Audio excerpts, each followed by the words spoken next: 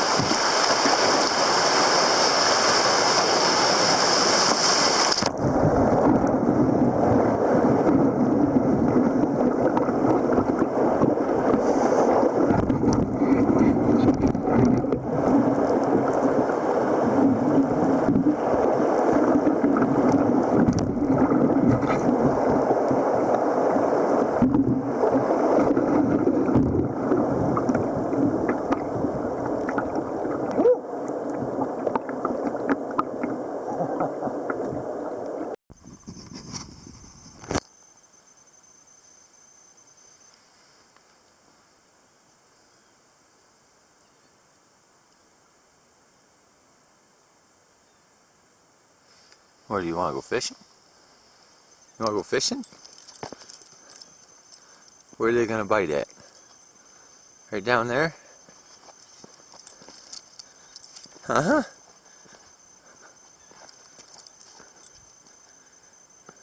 Okay, we'll see what we can do.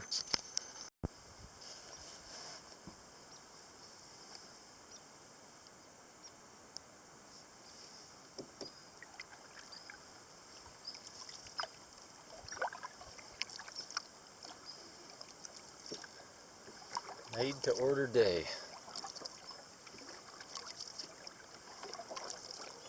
Lawrence Lake. Just a little bit of clouds. No wind. Must be 65. Perfect.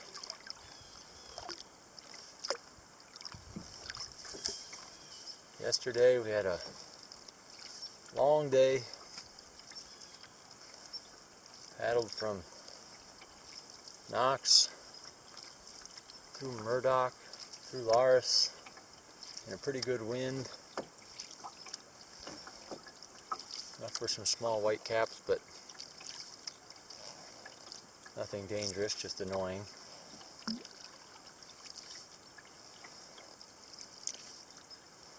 The first campsite I looked for last night on Lawrence either does not exist anymore or I couldn't find it.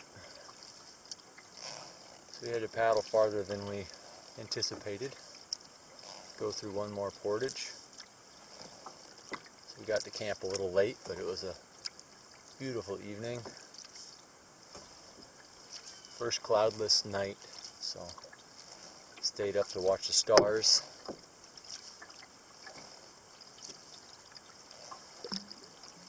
Which isn't a real easy thing to do because twilight lasts so long.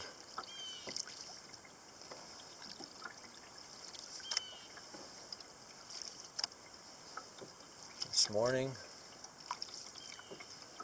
got up relatively early. Took it easy, went out with Sadie in the boat. Caught a few fish, made her day. Came back to camp and took breakfast. Laid all the gear out in the sun to let the dew dry off.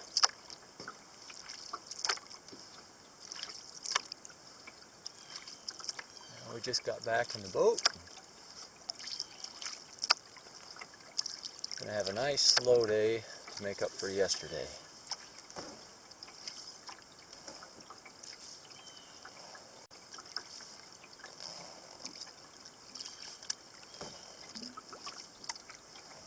schedule looks good, I think.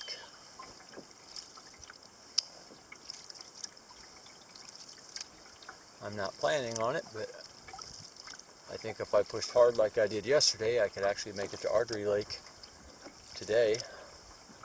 There's no portages between here and there.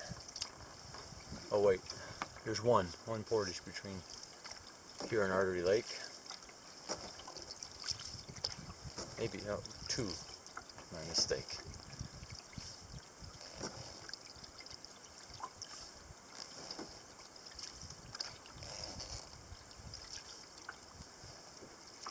But I don't plan on going that hard today.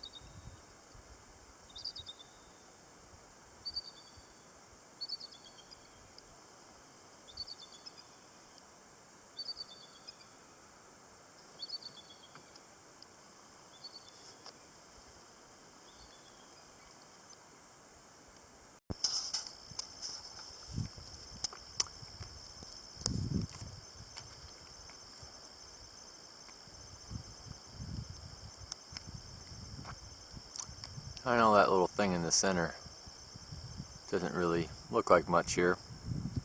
Even in real life it's not much, it's just a snake swimming across the little narrows. But me and Sadie are putting the odds on whether or not it gets ate by a pike before it gets to the other shore.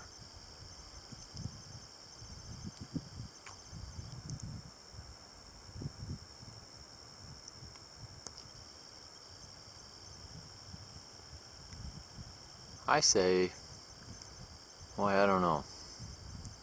I sure hope one gets it. That'd be fun. We've seen a few out there feeding on the surface, but I think they've just been all small ones. I don't know if there's any decent sized ones out there. It's really deep. It's just a little channel there, but we fished a little bit, and I think it's about 75 feet. It must be a really sharp drop off because it's that deep, just about 15-20 feet out from shore.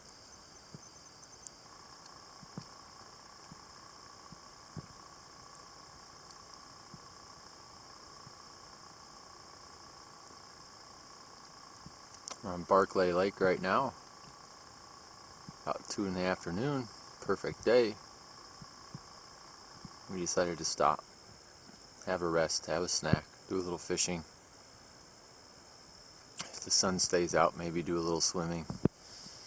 But as soon as the sun goes behind the clouds, it gets chilly, so we'll see. My arm's getting tired and this isn't very exciting. I'm going to shut this off and I'll let you know if he doesn't make it.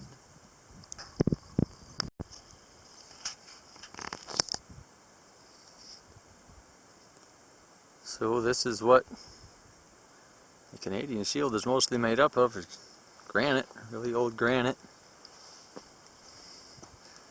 And there's cracks in the granite. And over time a little bit of dirt collects. And that's what things grow in. It's kind of like being in the mountains at high altitude. And everything's in miniature. So there's yarrow, little yarrow. Most of the plants I don't know, a few of them I do, like yarrow. And there's harebells, which are always nice to see, which we have down on the prairie as well. And there's some asters scattered around. And everything just finds a little crevice with some dirt to put its roots, and even most of the Most of the trees do that. You can see there's a little pine here, and it's already fell over, but it's still alive. It's still got some roots down in there, but you see that quite often. There'll be a tree on a flat slab like this, and a wind comes up and blows it over, and the whole root system and everything pulls up, and there really wasn't much of a root system to it. It was just a, you know, couple inches of dirt on top, you know, a little depression in the granite, and it just all plops right over. And I don't know if I can find them right now or not. There's a bunch of little, not little, big beetles, big black beetles with long antennae. And I'm on Barclay Lake, and they had a burn this spring, and it looks to be kind of spotty. There's a lot of dead trees, but there's a lot of live ones too. It kind of looks like autumn. You know, it's kind of a mix of reds and oranges and browns and greens. Anyway, these beetles, I assume that they're bark beetles or boring beetles, and they're here to eat all the dead trees. And there were just a few over here a minute ago, but I don't see them now. Maybe I'll get a picture of some later. It's a neat area, though. So far, I'm liking the northern part of the park better than I remember the central part being, which is where I was last time, and which is also where I will end the trip this time. So I'm curious to see what the Bloodvein River is like compared to how I remember it. I remember the Bloodvein River seeming a little more sterile. Up here a little farther north, it seems like there's more little beaver dam lakes. Even the bigger lakes seem like they have more vegetation in them. In the shallows, there's a lot of little minnows, little perch, aquatic insects, and even back here in the woods, it seems like there's more soil, more variety of trees, more deciduous trees, more plant life, more insects, more birds. I've been seeing a lot more eagles up here than I did last time when I was down on the Gammon. I don't know if I saw any then.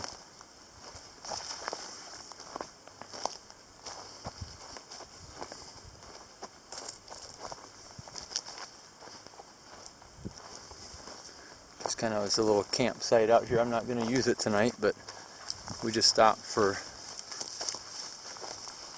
a little rest and a swim and a snack.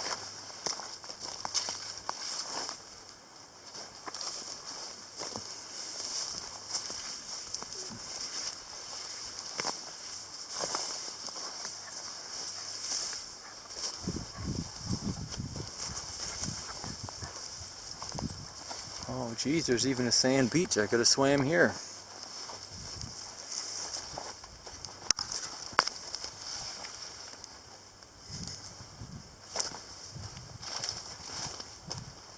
Very nice spot.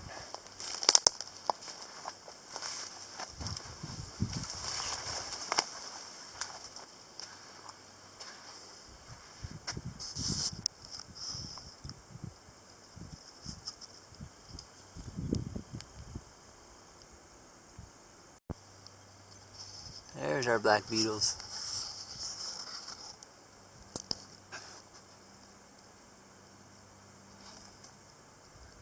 What is it, Sadie?